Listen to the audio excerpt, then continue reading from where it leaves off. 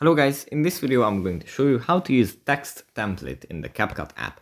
But before that, don't forget to subscribe and leave a comment down below, because at 10,000 subscribers I'm going to show you my whole YouTube revenue statistics and growth strategy. So without further ado, let's just jump right into it.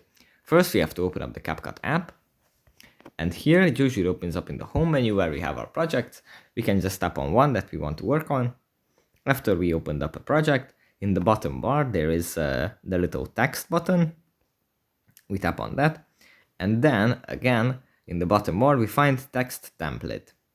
If we tap on this, then there is going to be a scrollable, browsable list of different kinds of text templates that we can use. There are different categories: titles, social media, text things, vlog text things, and we can just select one that we like, tap on it and add it to our clip and save it by tapping on OK. So that's pretty much it for this video. Hope it was helpful, guys, and I'll see you in the next one.